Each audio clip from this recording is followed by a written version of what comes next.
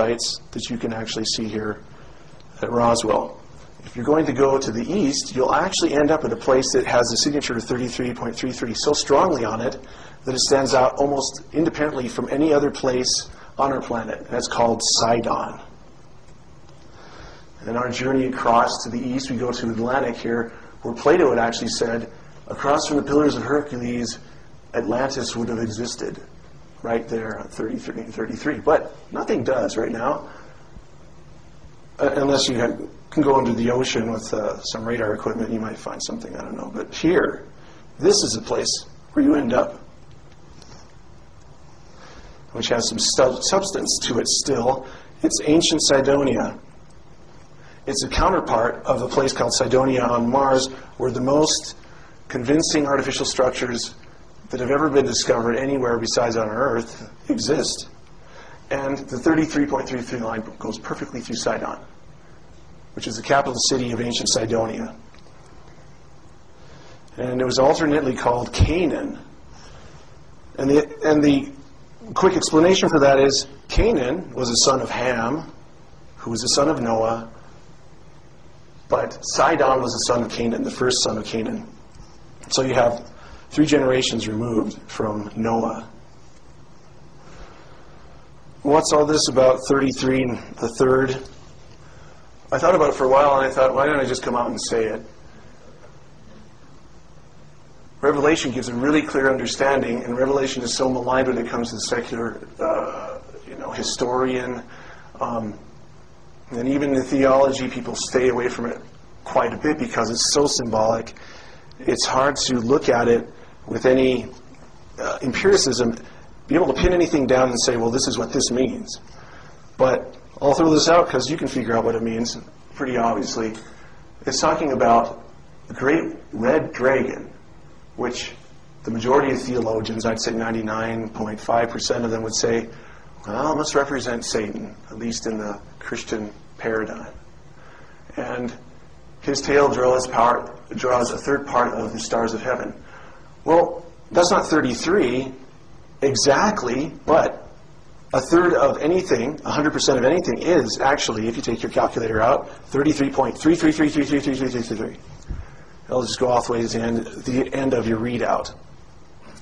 Third of anything is 33.3. And dragon is from the Greek drakine, or drakomai, which means to look at, on, describe, perceive, or watch. Notice the very peculiar reptilian look to the eye now that you're actually thinking about it in that framework. Well, here's the story. If we're talking about watchers intersecting with our Earth in some place on the 33rd line here, the most notorious, most famous story of that sort of intervention in antiquity is this idea of the flood epic. What starts the whole problem? In Genesis 6, it talks about how the B'nai HaElohim, the sons of God, had come down to the earth because they saw these women who were human and decided to make wives of them and procreate. Now, there's quite a bit of information out there from antiquity that talks about this event, but the one I like to use best is from the Book of Enoch.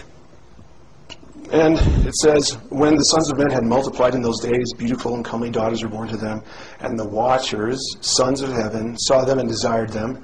And they said to one another, come, let us choose for ourselves wives from the daughters of men, and let us beget ourselves children. And they descended unto the peak of Mount Hermon, which is right there in the land of Cydonia, and this is their capital city. And you'll actually notice that there's actually 4 33 nodes here. You have latitude and longitude. There are 33 and 33. And these both fall in the ocean in the southern hemisphere. This one falls in the ocean here in the northern hemisphere. The only one that has a mountain anywhere near to it and exactly on the parallel is Mount Hermon. The only one. Well, I'll jump through a huge amount of information and time, but the next thing that happens after these watchers come, they create Nephilim, giants. And Dr. Heiser was talking about this yesterday night, and that is true. The watchers have a distinct place, separate from the Nephilim. They're parents, but they don't exist with them. They kind of commune with them, and they did. But the Nephilim, the giants, stayed on the earth, and they corrupted everything. So this is also from the book of Enoch. Then said the Most High, go to Noah and tell him that a deluge is about to come upon the whole earth.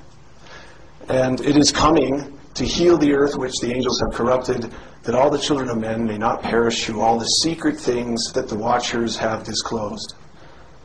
1 Enoch, section 1, chapter 10. You go check that out.